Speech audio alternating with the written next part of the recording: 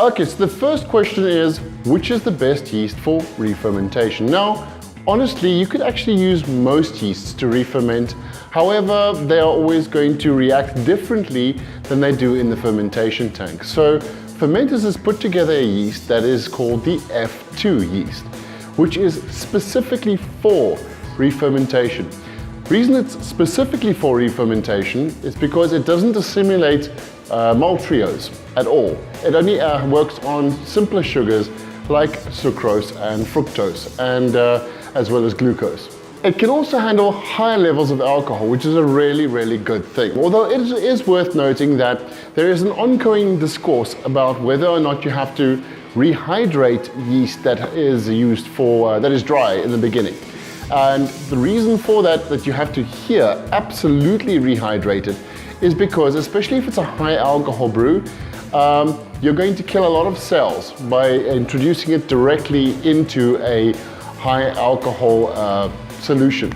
So it is always best to first rehydrate the yeast and then mix it with your sugar solution and then introduce it into the tank or into the bottle, however you plan on doing it.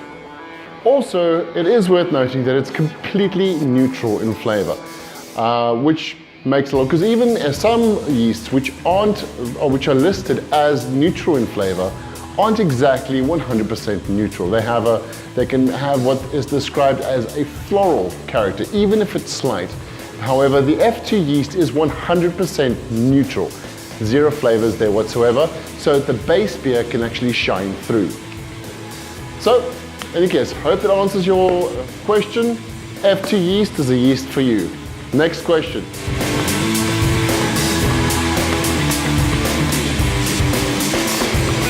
The next question involves a commercial product, Trisuc, versus Invert sugar, and which is a difference. So let's start with Invert sugar. Invert sugar is actually sucrose that has been added to water, and an acid has been added to which obviously heat is applied over time.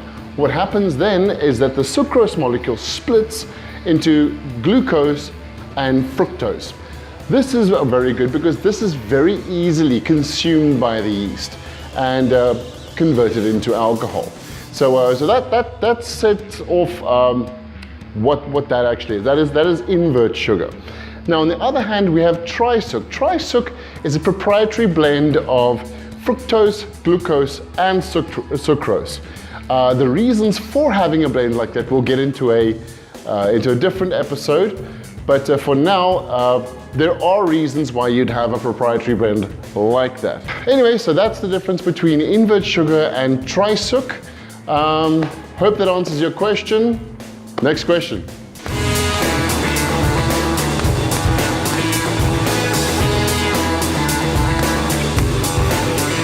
The next question is involving a Belgian white beer.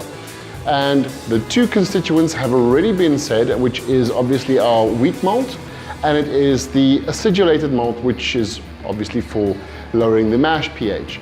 The only other thing that you'd really look at adding to that would be Pilsen malt, and our Pilsen Nature series is an organic Pilsen malt, which would complete your recipe. However, I would like to note here that traditionally speaking, Belgian wheat beers or Belgian white beers are actually not made with wheat malt. They're actually made with raw wheat or wheat flour. So you could try both ways. You could try an organic wheat malt, and you could try the traditional way, which is about 30% of, you could use organic wheat flour mixed into a paste and added into your mash.